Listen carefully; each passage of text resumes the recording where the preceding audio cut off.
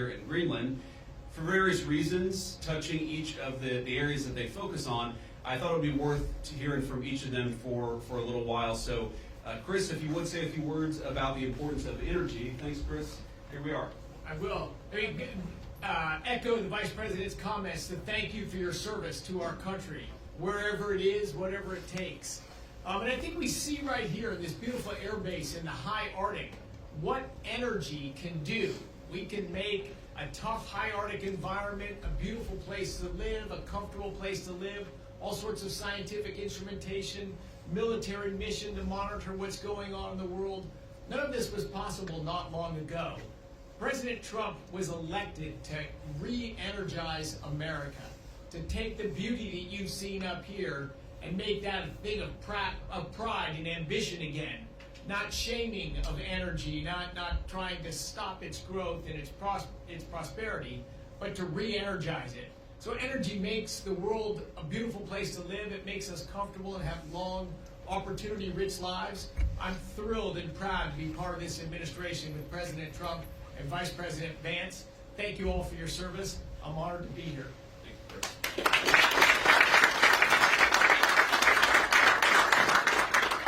I guess when we flew in, it did look a little bit like Utah in the wintertime. Only there are substantial portions of this land that are always covered in ice, and it doesn't change. I really enjoyed talking to a number of you a little while ago as you were telling me that when you're deployed here for a year without your family, without your spouse, without your children. That is emblematic of so many of the sacrifices that so many of our armed services personnel make. And my conversations with our airmen and guardians this afternoon reminded me of the fact that the American people are indeed in good hands. They're in your hands. What you do here makes us safer.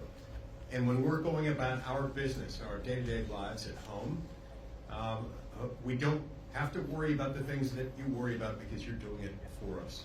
Thank you so much for that. And I look forward to learning more about what you do here and about the future of the United States and its interaction with this amazing land in this part of the world. Thank you.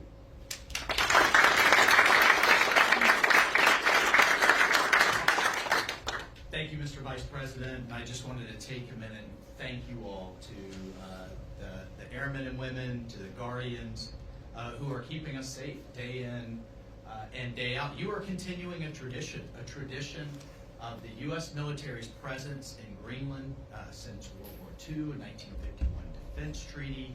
And President Trump is absolutely serious with the Vice President and with his team about the Arctic and the security that the Arctic brings and that you bring to the Western Hemisphere. This is about shipping lanes, this is about energy, this is about fisheries, and of course it's about your mission, which is keeping us safe and monitoring space, monitoring our adversaries, and making sure the American people can sleep safely in their homes day in and day out. So thank you for roughing it. Thank you for being without your families. I bet every one of you are going to pick somewhere in, I don't know, Florida or the Bahamas or something for your next duty station, I would think. But this is also, I mean, what an incredible adventure. I have yet to meet a veteran. My wife is a veteran. I am as well. And of course, the Vice President. I have yet to meet a veteran that says, wow, I regret my time in service. Instead, they cherish it the rest of their lives. So, appreciate this moment and this adventure that it is. And the American people, thank you. President Trump thanks you. And I know the Vice President and the Second Lady thanks you as well. And it's just really an honor to be with you today. Thanks so much.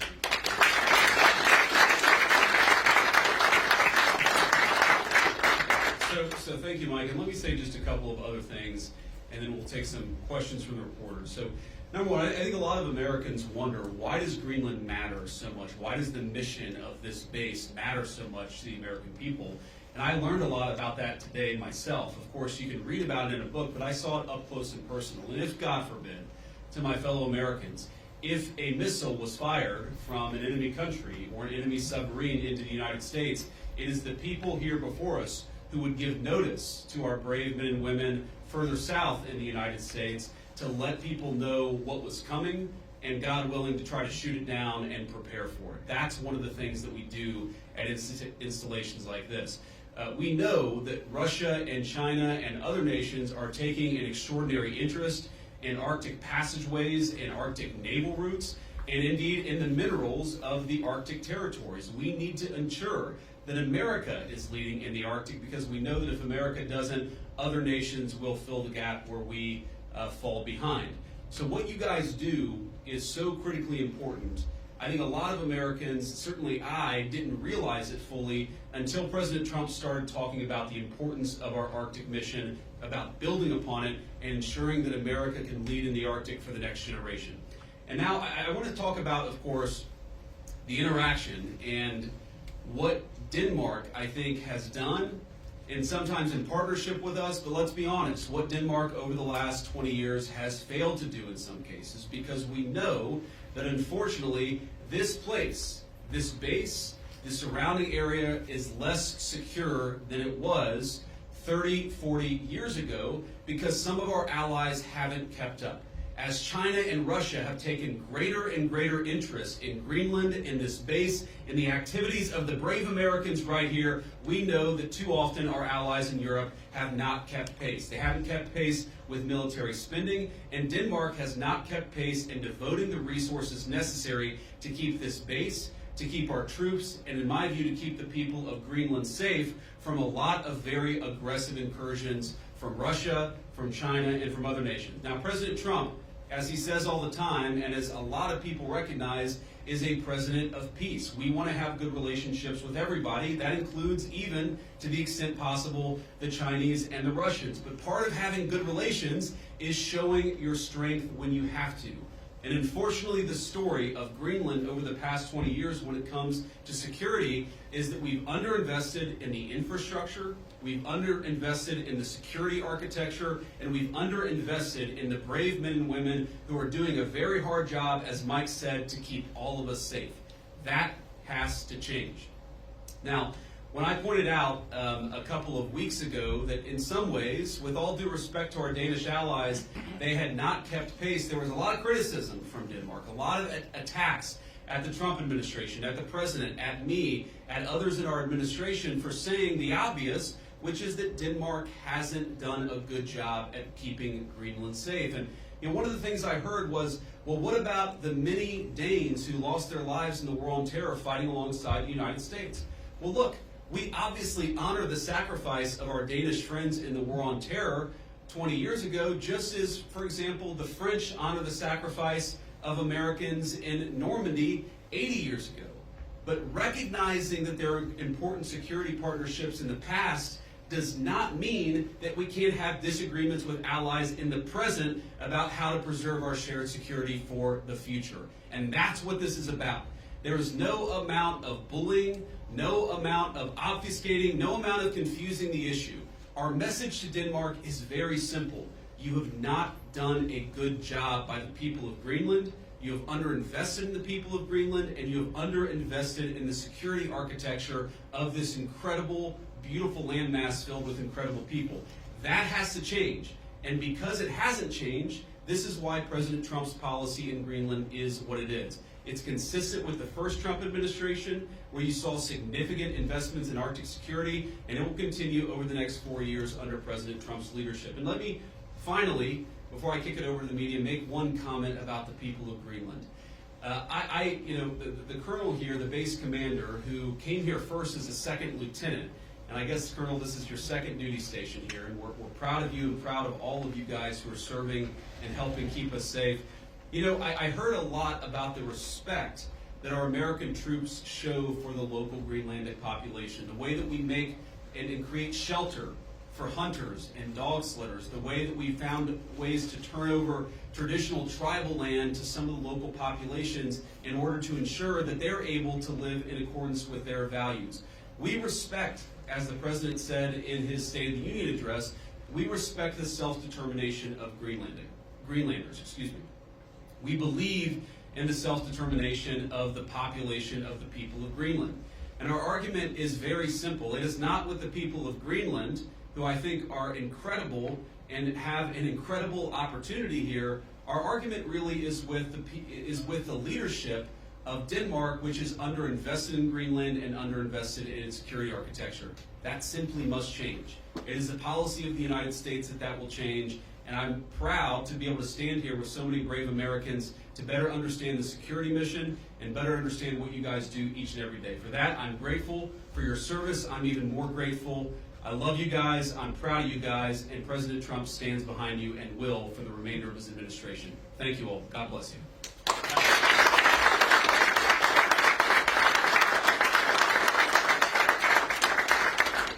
All right, now we'll take a few questions. Both of you guys have your hands up. Whoever can go first. Red scarf, go first. Okay, sure. Thank you, Mr. Vice President. Do you have any plans, are there plans to expand the U.S.'s military presence in Greenland beyond this base? Well, are there immediate plans to expand our military presence? No, but are there general objectives that we want to accomplish that will certainly require us investing more resources, investing in additional military icebreakers, investing in additional naval ships that will have a greater presence in Greenland? Absolutely. And we know that's necessary because we know, as Mike talked about and certainly I talked about, there has been an expansion of the security footprint and the security interest of Russia and China. They're doing what they believe is in their interest. The United States must do what I know is in our interest, which is to make sure that Greenland is safe. If Greenland doesn't have self-determination, if the people of Greenland have their future controlled by the Chinese Communist Party, it's not going to make their lives better off, and most importantly, it's going to make American and world national security, world security, much, much weaker. We can't, we in some ways need to wake up.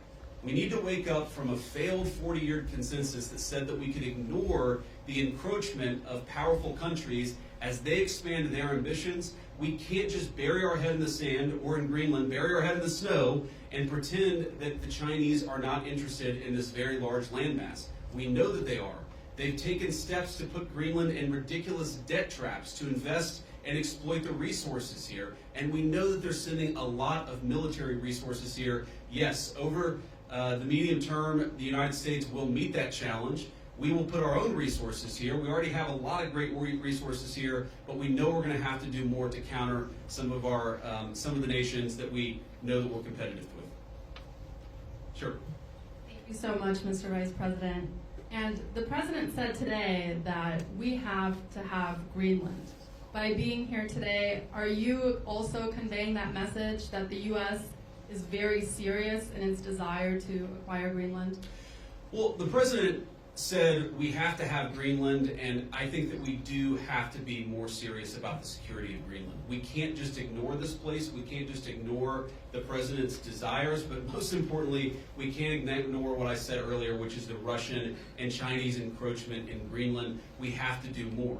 And what the President said in his State of the Union address, and he was very clear about this, is we respect the self-determination of the people of Greenland, but my argument again to them is I think that you'd be a lot better coming under the United States security umbrella than you have been under Denmark's security umbrella. Because what Denmark's security umbrella has meant is effectively they've passed it all off to brave Americans and hope that we would pick up the tab. We're simply saying to the people of Greenland, when the President says we've got to have Greenland, he's saying this island is not safe. A lot of people are interested in it. A lot of people are making a play. We know that America cares about the security of this island for the sake of the people of Greenland, but also for the sake of the national security interests of the United States of America. So our message is very simple. Yes, the people of Greenland are going to have self-determination. We hope that they choose to partner with the United States because we're the only nation on earth that will respect their sovereignty and respect their security, because their security is very much our security, as these brave Americans show. John Parkinson with ABC News. Thanks for bringing us along on this historic trip. I wanted to ask you about last week's news with the Atlantic. We've had a couple questions on Greenland. I feel like you've answered that. But I did want to ask, did you express your concerns to the President that you were opposed to the Houthi strike? And also, what did you mean when you asked, or when you said in that thread that the president wasn't aware that his directions for Yemen were inconsistent with his message on Europe? Well, I didn't quite say that. I think that's a slight bit misunderstanding of what I said, but we've talked, of course, in the American media about Signalgate, as I called it, for the past week. And here's what I told the president and the entire national security team, is that yes, it is in the interest of the United States of America to preserve navigation. Yes, it is in the interest of the United States to kill terrorists who are preventing navigation in the Red Sea, but we got to make sure that we do it right. We have to be careful. We have to make sure the timing is right. And of course, what that leak revealed, I think, is a private communication between the president's senior advisors about how best to prepare the American people for what we all thought we had to do, about the right timing of when we should do something, and of course, surfacing the strategic questions that we needed to decide and brief the president on so that he could ultimately make the decision about what we would do. What I saw in that Signal chat, and of course what I've seen in the President's senior national security team, is that sometimes we all agree and sometimes we all disagree, but it's important that we all have an honest conversation amongst ourselves and with the President of the United States about what we think is the best interest of the national security of the United States of America. I support the President's decision to strike the Houthis. I always supported the President's decision to strike the Houthis, and I support the national security team having the argument about how best to serve the American people. Go ahead. In your security briefing today, did you see specific threats coming from China and Russia, things that you did not know about before? Are we talking battleships, icebreakers, any type of military equipment, or is it economic? Well, I don't want to get too specific, but yes, we know that the Chinese are very, very interested in this island. We've seen some of the economic pressures that they've tried to place on Greenland. We know that they're increasingly engaging in military training and military interest. Certainly, they've started to describe themselves as a near Arctic power. And I think part of that is justifying taking a further interest in Greenland and some of the surrounding territories. So we've seen very strong evidence that both the Chinese and the Russians are interested in Greenland. And why wouldn't they be interested in Greenland? It's a beautiful place. It has incredible people. It has its geographic placement makes it very important for the national security of the United States, but for world security. What we have to recognize is that if the Chinese and the Russians are going to pursue their national interest, we need a president who's going to pursue the American national interest, and that means ensuring that Greenland is safe. When can we expect an update on the internal investigation into that Signal chat leak? Has that investigation concluded, and what are the findings? I think we'll get an update soon. Look, we take it very seriously. We all accept that a journalist should not have been invited into the chat, and members of the administration, including my dear friend Mike, have taken responsibility for it. But I find the American media's obsession with this issue very, very interesting, because I happen to remember about 4 years ago when American military leadership made a catastrophic error that got 13 innocent Americans killed in Afghanistan and had about $80 billion of military equipment turned over to one of the worst terrorist organizations in the world. And for years, the American media ran cover for a Biden administration that refused to fire any generals or even launch an internal investigation that was meaningful and substantive about what happened. And now the same American media that covered for the Biden administration after the untimely death and the unnecessary death of 13 brave Americans is really, really interested in forcing the President of the United States to fire someone because of a Signal chat. That is not honest behavior from the American media, and if you think you're going to force the President of the United States to fire anybody, you've got another thing coming. President Trump has said it on Monday, on Tuesday, on Wednesday, on Thursday, and I'm the Vice President saying it here on Friday. We are standing behind our entire national security team. Can I just ask you about Go ahead. the tariffs? There's been some retaliation, some signals at least in the media that Canada's going to respond, some of these others are going to respond to the president's tariffs. What's your message for Americans that are going to see costs increase on auto manufacturing, new cars, that kind of thing? Is it Buy America, or what's the message going forward there? Well, let me say a couple of things. First of all, for the Canadians, and we have many dear friends in Canada, and of course we love the Canadian people, But the Canadian leadership threatening retaliatory tariffs against the United States, as President Trump often says, they just don't have the cards. There is no way that Canada can win a trade war with the United States. What President Trump has said is that he wants to level the playing field. For decades, Canadian leadership has forced American farmers and American manufacturers to play by an unfair set of rules. All President Trump has said is that we're done playing by an unfair set of rules. If you're going to do something to our industries, then we're going to do something back to your industries. That's how you protect American manufacturing, and that's how you protect American jobs. Now, what I'd say to the American people is look, the president ran on this, and he said very clearly that we're done being the piggy bank of the entire world.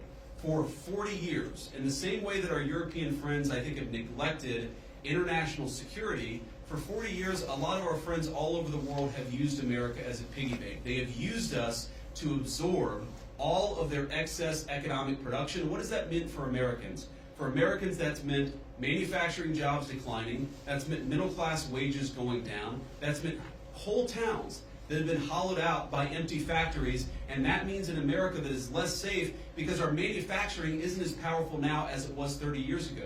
I've got all these brave Americans in front of me and a few behind me too. We want to send, if God forbid we have to send Americans to war, we want them to have weapons, the best weapons in the world that are manufactured in America and not in China.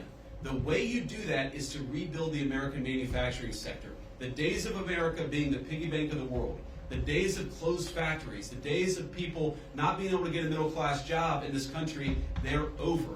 And yes, that means we're going to have to fight back even against some of our friends and their unfair economic practices, but the long-term consequence of this is going to be higher wages, more manufacturing, and more economic security for the American people. We'll take a couple more questions. On Russia, has the U.S. agreed to those conditions that the Kremlin said were needed for that truce in the Black Sea? It included lifting sanctions imposed on Russian banks. Trump said this week that you were still looking at it. Well, there are a couple of different statements that are floating around out there, and some of them I think are mistranslations, and some of them are not totally clear what is even being asked for. But the president has said, and he's right, that I think we feel very good about where things are.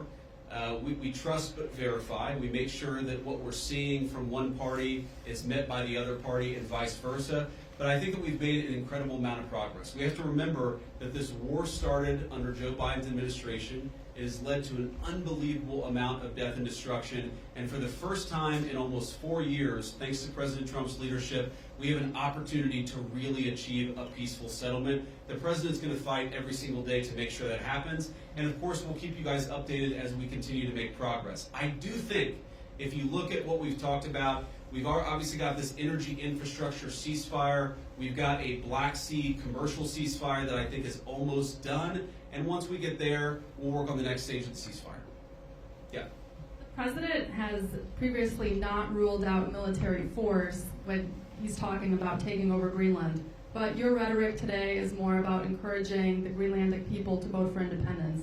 Do you think the rhetoric has changed about that, or what's your message there? No, I don't think it's changed at all. Look, the president said clearly he doesn't think that military force is going to be necessary, but he absolutely believes that Greenland is an important part of the security, not just of the United States, but of the world, and of course the people of Greenland too. It's very simple. I think the president's been very consistent here from his State of the Union, from his inaugural address, and every public statement that he's made.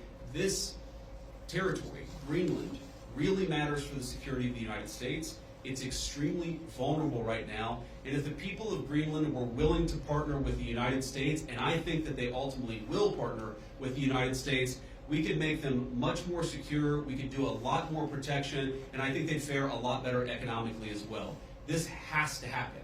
And the reason it has to happen, I hate to say it, is because our friends in Denmark have not done their job in keeping this area safe. They just haven't done it. It's very simple. For all of our friends in the American media who attack the administration for pointing out the obvious, what is the alternative? To give up the North Atlantic? To give up the Arctic?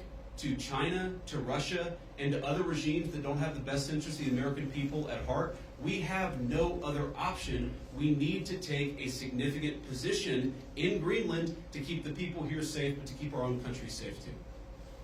we'll just do one or two more. Yeah. Trump said this week the U.S. would go as far as we have to go to acquire Greenland. In that same vein, that question, are there plans that have been drafted to use military force to take over Greenland? Well, what the president has said, is that we need to have more of a position in Greenland. We need it, again, for the safety of the American people. And what we think is going to happen is that the Greenlanders are going to choose through self-determination to become independent of Denmark, and then we're going to have conversations with the people of Greenland from there. So I think that talking about anything too far in the future is way too premature. We do not think that military force is ever going to be necessary. We think this makes sense. And because we think the people of Greenland are rational and good, we think we're going to be able to cut a deal, Donald Trump style, to ensure the security of this territory, but also the United States of America. I'll do one more question. And you spoke about economic interests, how the U.S. could develop Greenland more economically. Could you speak a little bit more about that? I know Secretary Wright is here. Have you guys spoken about energy? Senator Lee is here as well. Just wondering what those discussions have No, been. my point actually is that other countries have explicitly gone after Greenland, and I think with a mind towards economic exploitation. Sometimes asking Greenland to get itself into terrible economic debt traps that would make the people of Greenland not self-determined and sovereign, but to mortgage their future to hostile foreign countries that don't have their best interests at heart. That is not what the United States of America wants to do. What we want to do is to protect the security of this territory because it matters for us and it matters for the people who live here. All right, guys, thank you all. And let me just say one more final word to the Guardians, the Airmen, the other service members gathered here. Thank you. From the bottom of my heart, it is incredible to be a vice president who has served just as our NSA, Mike Waltz, has served, to know the sacrifice that comes along with it, and to see that there are still incredible young Americans willing to put on the uniform and serve this country. You make America a better place, and you make an honor to serve as your vice president. God bless you guys. Thanks for having me.